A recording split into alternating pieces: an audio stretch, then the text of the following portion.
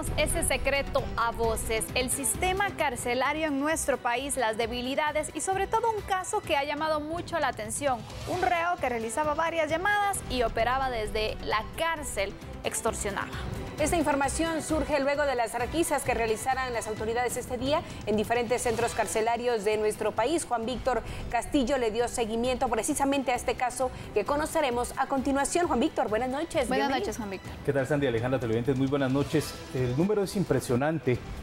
60 llamadas al día un presunto delincuente realizaba en el interior de un penal, y realizando los datos establecidos por las autoridades, se tiene previsto que esta persona mensualmente realizaba 1.680 llamadas a víctimas de extorsión, en su mayoría transportistas, quienes de una manera muy valiente denunciaron los hechos ante el Ministerio Público y Policía Nacional Civil, que permitió esta mañana generar un operativo de alto impacto, 102 allanamientos judiciales en diferentes departamentos del país, pero lo más importante, requisas en 5 penales, la principal en Pavón, donde lograron la confirmación de la ubicación del privado de libertad Wilmer Alfredo Lemus, conocido como el alias del Rojo, de 21 años de edad, o el Flaco. Esta persona tenía en su poder un teléfono celular y con llamadas ilimitadas realizaba esa cantidad impresionante de llamadas a víctimas de extorsión. Un secreto a voces, definitivamente, la corrupción. Exactamente, Juan Víctor. Y este caso nos pone a pensar entonces cuántos más no existirán y por qué no se habían dado cuenta, cómo es que existe entonces la posibilidad de que varios reos puedan delinquir a lo interno de las cárceles.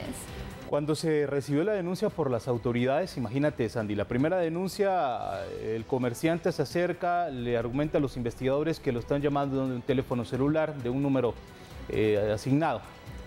Un día después se presenta un transportista con el mismo número y así sucesivamente una gran cantidad de víctimas de extorsión con el mismo número, recibiendo esas llamadas telefónicas de amenazas de muerte. Las fuerzas de seguridad generaron todo el proceso de investigación durante meses y lograron, sorprendentemente, que esas llamadas salían de prisión, donde se sabe que los privados de libertad no deben de tener acceso a este tipo de privilegios, teléfonos celulares, donde les permite con total facilidad, y tienen todo el tiempo del mundo, la mayoría son condenados a realizar una gran cantidad de llamadas a guatemaltecos trabajadores, a pilotos, ayudantes, a comerciantes, a taxistas, que todos los días son acechados por los criminales.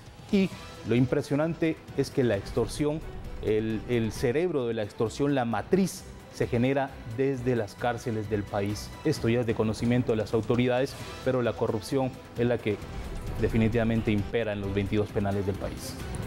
Juan Víctor, hablemos de temporalidades y de cantidades. ¿Desde hace cuánto tiempo este reo estaba extorsionando a los guatemaltecos? ¿Qué cantidad de dinero pudo él recolectar por cada una de estas llamadas que realizó extorsionando a las personas? Y una más, si hay víctimas mortales que se pudieron negar a realizar el pago de la extorsión.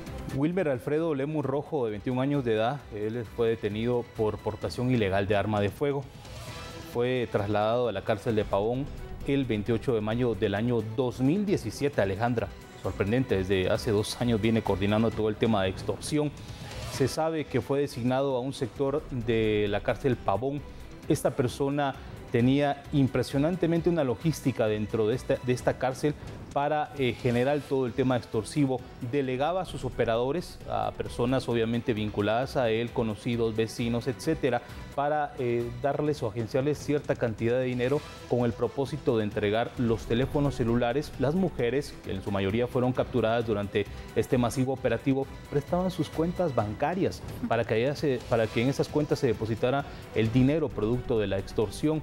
Imagínate, tuvo el tiempo suficiente, una gran cantidad de años en prisión para coordinar un número impresionante de extorsiones a víctimas. Incluso al momento de que las autoridades requisan su sector, se localiza una lista con más de 200 números telefónicos con nombres y apellidos de víctimas de extorsión.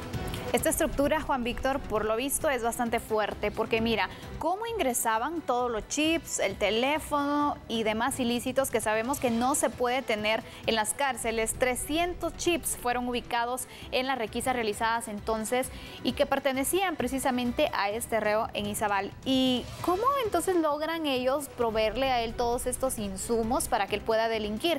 ¿Podría existir algún tipo de complicidad de autoridades? Es que eso no lo dudes, Sandy, eso es evidente. Los guardias del sistema penitenciario son los encargados de la custodia y verificar que esos ilícitos no ingresen al penal. ¿Y hay investigaciones a ellos? Hay pocas investigaciones. Hace 2 semanas en el departamento de Quiché se capturaron a 2 guardias del sistema penitenciario por presuntos ilícitos, pero no se genera una investigación concreta desde hace varios años que logre determinar o desmantelar grupos enquistados dentro del sistema penitenciario que permiten con total facilidad generar toda esa corrupción, el ingreso desde un arma de fuego, una granada de fragmentación, teléfonos celulares e incluso los chips, porque las mujeres, para ellas es mucho más fácil ingresar a través de la oreja, incluso es donde ingresan los chips para que no sean detectados. Con un chip, un privado de libertad, ¿cuántas llamadas genera? Y que ese chip tenga llamadas ilimitadas, imagínate. Y el reo tiene todo el tiempo del mundo. En Puerto Barros y Izabal se localizaron más de 300 chips. ¿Cuántas víctimas de extorsión están detrás de todos esos números telefónicos? ¿Cuántas víctimas? Hay más de 4.000 denuncias en la ciudad capital de víctimas de extorsión solo en estos 4 meses. Juan Víctor, hablemos ahora de los bloqueadores de señales. Las autoridades, como bien tú lo dices, es un secreto a voces. Es de conocimiento de las autoridades que dentro de las cárceles de Guatemala se gestionan, y por supuesto se llevan a cabo todo el tema, toda la logística de las extorsiones. Eso se sabe y es claro, razón por la cual instalan bloqueadores de señal en algunos puntos.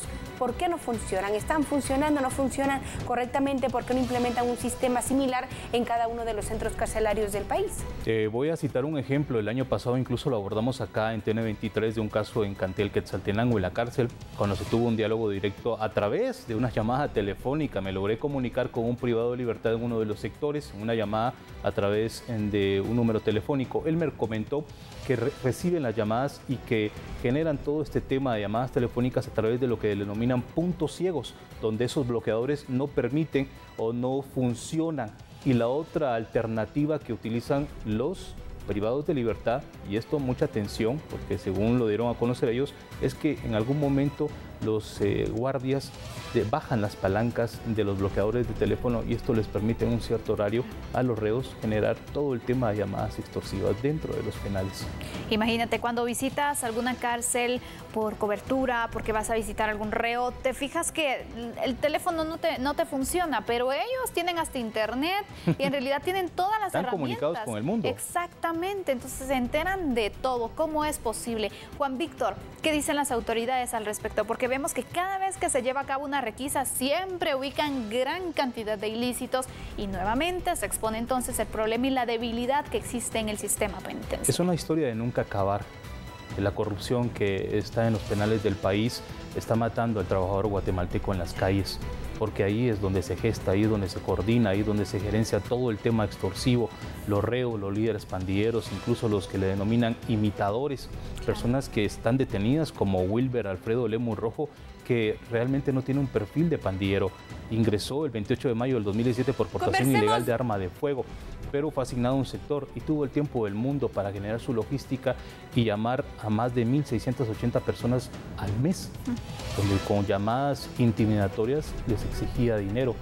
Creo que las autoridades deben mejorar todo el sistema de seguridad dentro de los penales. A la fecha el número es impresionante, son 24.788 privados de libertad en las 22 cárceles del país, 12.051 están sentenciados, 12.737 están preventivos y 2.800 son mujeres. Se sabe al momento por parte de las autoridades que hay más de 4.000 guardias del sistema penitenciario asignados para 24.788 privados de libertad. Supera el número y no, imagínate el hacinamiento que hay en las 22 cárceles del país, más supera la corrupción. el más de 100%. Sin duda es una problemática que tenemos como país, Juan Víctor, y que en reiteradas ocasiones se ha dado a conocer y se ha evidenciado de diferentes formas. Agradecemos que hayas estado con nosotros en este espacio y por supuesto por compartir la información que nos has traído. Gracias, Juan Víctor, feliz noche y bueno, de esta